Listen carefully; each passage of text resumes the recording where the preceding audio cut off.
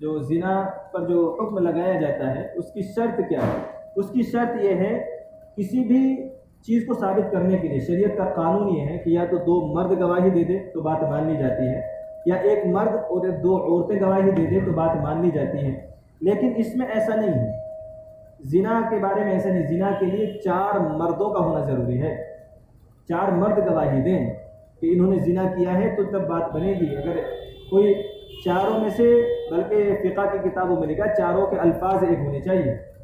اور بلکہ یہاں تک لکھا ہے کتابوں کے اندر کہ جیسے سرمے دانی میں سلائی اندر کا اس حالت میں مرد عورت کو دیکھا ہو کا تب جا کر کے گواہی مانی جاتی ہے۔ تو اب سوال یہ پیدا ہوتا ہے کہ جب اتنی سخت ہے کہ 4 آدمی ہونے چاہیے، تو 4 آدمی ضروری نہیں کہ 4 آدمی دیکھیں، پتہ چلا ایک آدمی نے دیکھا ہے، وہ دوسروں کو بلا کر کے لگے، اتنا تو پتہ چلا اپنا کام کر کے چلے گئے، تو اس کا مسئلہ پھر سزا کیسے دی جائے گی؟ تو اس کا مطلب یہ نہیں کہ وہ سزا سے بچ جائیں گے، پھر تعزیرات، اس کو کہتے ہیں تعزیرات، امیر یا قاضی وقت اور حالات کے اعتبار سے ان کو سزا دے گا۔ انہوں نے جو جرم کیا ہے، اگر کوئی ایک آدمی آ کر کے یہ کہے میں نے ایک مرد اور ایک عورت کو میں نے فلاں کمرے کے اندر تنہائی میں اس طرح کی باتیں کرتے ہوئے سنا، تو ان کو سزا دی جائے گی۔ کوئی اگر کسی کے گھر میں تنہا پایا جاتا ہے غیر محرم کے ساتھ، تو وہ اس کو سزا دی جائے گی اگر کوئی اس کے خلاف مقدمہ کر دے تو۔ اب وہ یہ کہ قرآن نے اس کی سزا کو بیان نہیں کیا، اس کی سزا کو بیان جو امیر اور قاضی ہوگا وہ طے کرے گا حالات کو دیکھ کر کے۔ تو سخت جو اللہ تبارک و تعالیٰ نے سخت سزا دی ہے، اسی کے ساتھ ساتھ ایک حدیث اللہ کے نبی صلی اللہ تعالیٰ علیہ وسلم کی، فرمایا اللہ کے نبی صلی اللہ تعالیٰ علیہ وسلم نے کہ جو آدمی کسی پر تہمت لگائے گا، جو آدمی کسی پر تہمت لگائے گا کہ جب تک وہ اس کے اندر مبتلا نہیں ہوگا تب تک اس کو موت نہیں آ سکتی ہے۔ اس لیے یہ بات جب چل نکلی ہے تو آدمی کو چاہیے کہ کسی کے بارے میں زبان کھولنے سے پہلے اس کو آدمی کو سوچ لینا چاہیے کہ یہ حق ہے یا جھوٹ ہے۔ کہیں ایسا نہ ہو کہ ہم کسی کے بارے میں زبان کھول دیں اور پتہ چلا ہم اس کے اوپر تہمت لگا رہے ہیں تو ہماری موت تب تک نہیں آ سکتی جب تک ہم اس میں مبتلا نہیں ہوں گے۔ تو فرمایا وَلْيَشْهَدْ عَذَابَهُمَا طَائِفَةٌ مِّنَ الْمُؤْمِنِينَ، اور کہا کہ ان کے عذاب دیتے وقت مومنوں کی ایک جماعت وہاں موجود ہونی چاہیے۔ الزانی لا ينكح الا زانیة او مشرکہ، کا زنا کرنے والا مرد نکاح نہیں کرتا ہے مگر زنا کرنے والی عورت سے یا مشرکہ عورت سے۔ ایک تو اسی پارے کی آیت ہے الخبیثات، ابھی آدھے پارے پہ آئے گی آگے کہ خبیث مردوں کے لیے خبیث عورتیں ہیں اور پاک مردوں کے لیے پاک عورتیں ہیں۔ جیسا اگر میں چاہتا ہوں کہ میری بیوی نیک ہو تو میں نیک ہوں گا تو ویسی ملے گی، میں اگر نیک نہیں ہوں تو میری بیوی بھی ویسی ملنے والی ہے۔ تو یہ فیصلہ ہے۔ تو اللہ تبارک و تعالیٰ فرماتے ہیں کہ زنا کرنے والا مرد نکاح نہیں کرتا ہے مگر زنا کرنے والی عورت سے یا مشرکہ سے۔ تو اس کا مطلب کیا ہے؟ اس کا مطلب یہ کہ کئی مرتبہ دیکھنے میں یہ آتا ہے کہ ایک مرد کسی عورت سے زنا کرنے کے لیے نکاح تک کے لیے تیار ہو جاتا ہے، جبکہ اس کو نکاح سے مطلب نہیں ہوتا ہے، اس کو اپنی خواہش پوری کرنی ہوتی ہے، لیکن جب نکاح سے بند گیا تو اب وہ اس کو نبھا رہا ہوتا ہے۔ تو اس لیے وہ بھی اس کا جو مقصد تھا نکاح کرنے کا، اس کا وہ مقصد تھا، جبکہ نکاح کا یہ ایک مقصد ہو سکتا ہے، لیکن اس کے علاوہ بہت سارے نکاح کے مقصد ہیں، بہت سارے فائدے ہیں۔ آدمی کا ایک بڑا مقصد یہ کہ نکاح سے پہلے کی جو زندگی تھی آدمی اس سے توبہ کرے، اور آنے والی جو زندگی ہے نبی علیہ الصلوۃ والسلام کے طریقوں پر گزارنے کی کوشش کرے، کیونکہ جو اس کا نفس تھا اس کو خواہش کو پورا کرنے کا ایک اللہ تبارک و تعالیٰ نے اس کے لیے جائز اور حلال قرار دے دی ایک چیز کو،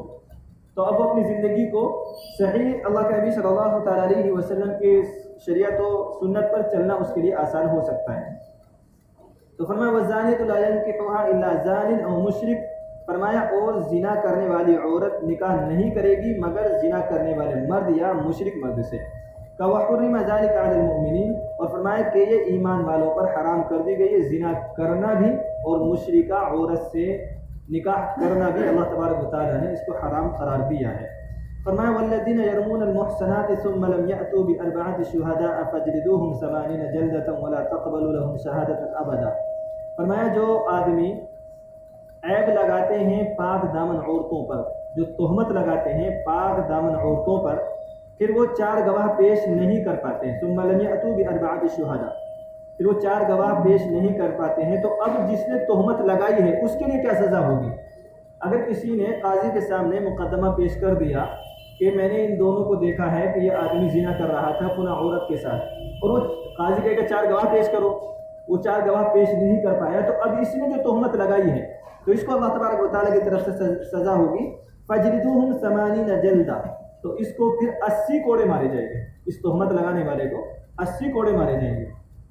اور دوسری بات، دوسری سزا کیا ہوگی اس کی، وَلَا تَقْبَلُوا لَهُمْ شَهَادَةً أَبَدًا، اور اس کو مردود الشہادت کر دیا جائے گا، اس کی شہادت کبھی قبول نہیں کی جائے گی۔ وَلَا تَقْبَلُوا لَهُمْ شَهَادَةً أَبَدًا، اور اس کی کبھی شہادت کو قبول نہیں کیا جائے گا۔ وَأُولَٰئِكَ هُمُ الْفَاسِقُونَ، اور یہ گناہ گار آدمی ہے تہمت لگانے والا۔ فرمایا إِنَّ الَّذِينَ تَابُوا مِن بَعْدِ ذَلِكَ وَأَصْلَحُوا، مگر یہ کہ وہ توبہ کر لے اس کے بعد، وَأَصْلَحُوا، اور اپنی زندگی کو سدھار لے، اصلاح کر لے، تو پھر فَإِنَّ اللَّهَ غَفُورٌ رَحِيمٌ، تو بے شک اللہ معاف کرنے والا اور رحم کرنے والا ہے۔ اگر آدمی سے کوئی غلطی ہو جائے تو اس کو چاہیے کہ وہ توبہ کر لے۔ توبہ زنا کرنے والے کی سزا ہے، اس کے بعد توبہ ہوگی، اگر وہ سزا کے بعد بچ جاتا ہے 100 کوڑے کھانے کے بعد، تو پھر وہ توبہ کرے گا، تو دنیا کی سزا پوری ہونے کے بعد آخرت کی سزا سے اللہ تبارک و تعالیٰ اس کو بچا لے گا۔ تو فرمایا والذین یرمون ازواجہم، ایک تو زنا، ایک مرد ایک عورت کے ساتھ زنا کرتا ہے، وہ شادی شدہ غیر شادی شدہ الگ بات ہے، اس کی الگ الگ سزا اللہ تبارک و تعالیٰ نے بیان کی ہے۔ لیکن کتابوں میں ایک چیز اور لکھی ہے، اگر مرد سے خواہش کو پوری کرے یا مرد کسی جانور سے خواہش کو پوری کرے تو اس کی سزا کیا ہے؟ کیا وہ زنا میں شمار ہوگا یا نہیں، یا زنا کی حد اس کے اوپر جاری ہوگی یا نہیں؟ تو علماء کرام لکھتے ہیں کہ وہ زنا کی حد تو جاری نہیں ہوگی، کہ وہ زنا تو نہیں ہے، لیکن اس کے اوپر جو سزا لازم ہونے والی ہے کہ وہ زنا سے کم نہیں ہے۔ کہ صحابہ کرام نے ایسے آدمی کو زندہ جلا دیا۔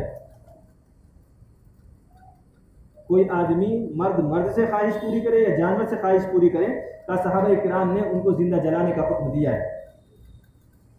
تو فرمایا والذین یرمون ازواجہم، اور جو عیب لگائے اپنی عورتوں پر،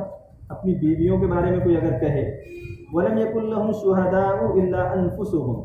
اور پھر وہ گواہ پیش نہ کر سکیں، کوئی گواہ نہ ہو، الا انفسہم، مگر وہ خود گواہ ہو،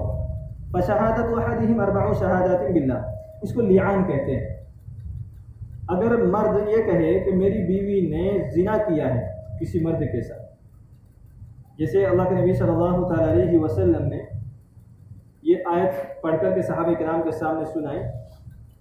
تو سعد ابن عبادہ رضی اللہ تعالیٰ عنہ جو انصار کے سردار تھے، تو انہوں نے اس پر کہا کہ یا رسول اللہ، کیا آیت اسی طرح نازل ہوئی ہے؟ اللہ کے نبی صلی اللہ تعالیٰ علیہ وسلم نے ان کی بات سن کر کے کہا کہ سعد، مطلب یہ کیسے سوال کر رہے ہیں؟ تو انہوں نے کہا کہ یا رسول اللہ، میرے ماں باپ آپ پر قربان، مجھے ذرہ برابر شک نہیں ہے، آپ کو اللہ تبارک و تعالیٰ نے حق دے کر کے بھیجا ہے، لیکن 4 گواہ کا ایک مرد اپنی عورت کو دیکھ رہا ہے کسی غیر مرد کے ساتھ ہے، کہ وہ کیا اس کو اتنا حق نہیں کہ وہ اس کو ڈانٹے، اس کو ہٹائے؟ اتنا وہ 4 آدمیوں کو بلا کر کے لائے گا، اتنا تو پتہ چلا کہ وہ اپنا کام کر کے چلے گئے، وہ فارغ ہو گئے۔ تو اللہ کے نبی صلی اللہ تعالیٰ علیہ وسلم اور عبادہ کے درمیان یہ باتیں چل رہی تھی، اتنے میں اس کے بعد ایک واقعہ پیش آیا جب یہ آیت نازل ہوئی۔ اس سے پہلے ایک واقعہ پیش آیا، ہلال ابن امیہ، وہ آیا اللہ کے نبی صلی اللہ تعالیٰ علیہ وسلم کے پاس، وہ آئے اور آ کر کے انہوں نے درخواست کی کہ میری بیوی نے زنا کیا ہے۔ اللہ کے نبی صلی اللہ تعالیٰ علیہ وسلم نے ان کو فیصلہ سنا دیا کہ 100 کوڑے لگیں گے، بیوی نے زنا کیا تو بیوی کو 100 کو سنسار کیا جائے گا، ان کو سزا سنا دی اللہ کے نبی صلی اللہ تعالیٰ علیہ وسلم نے۔ تو اور کہا کہ اگر آپ جھوٹ بول رہے ہو، ہلال ابن امیہ سے کہا کہ اگر آپ جھوٹ بول رہے ہو تو آپ کو 80 کوڑے لگیں گے، پھر آپ اپنی کمر کو تیار رکھنا۔ انہوں نے کہا کہ مجھے اللہ کی ذات سے امید ہے کہ میں سچ بول رہا ہوں، اسی لیے اللہ تبارک و تعالیٰ میری کمر پر 100 کوڑے پڑنے نہیں دے گا، کہ کوئی نہ کوئی فیصلہ اللہ تبارک و تعالیٰ میرے لیے اتار دے۔ ابھی یہ بات چل رہی تھی اللہ کے نبی صلی اللہ تعالیٰ علیہ وسلم ان کے درمیان، تو حضرت جبریل علیہ السلام ان کے لیے یہ آیت لے کر کے نازل ہو گئے، اور اللہ کے نبی صلی اللہ تعالیٰ علیہ وسلم نے ہلال ابن امیہ کو بشارت دی کہ اللہ تبارک و تعالیٰ نے تمہاری بات کو سن لیا۔ پھر یہ لعان کی آیت، اللہ کے نبی صلی اللہ تعالیٰ علیہ وسلم نے ان کی بیوی کو بلایا، پہلے ان سے کہا ہلال ابن امیہ سے، تاکہ تم قسم کھاؤ اور 4 مرتبہ یہ کہو کہ میں سچا ہوں، جو میں یہ بات کہہ رہا ہوں کہ میری بیوی نے زنا کیا، میں اس میں سچا ہوں، تو 4 بار قسم کھا کر کے کہو۔ اس نے 4 بار قسم کھا کر کے کہا ہوتا، 5ویں بار یہ کہو قسم کھا کر کے کہ اگر میں جھوٹا ہوں تو اللہ کی مجھ پر لعنت ہو۔ اور اس کو جب 5ویں بار قسم کھانے والے تھے تو ان سے کہا کہ رکو، کہا کہ دیکھو دنیا کی سزا آخرت کی سزا سے بہت کم ہے، کہ اس لیے ذرا سوچ سمجھ کر کے کہ یہ آخری چیز ہے اور آخری قسم ہے، کہ اس کے اوپر فیصلہ کیا جائے گا۔ ہلال ابن امیہ نے کہا کہ یا رسول اللہ، جس نے آپ کو حق دے کر کے بھیجا ہے، تب میں جانتا ہوں کہ وہ مجھے کل قیامت کے دن سزا نہیں دے گا، اس لیے کہ میں سچا ہوں، میں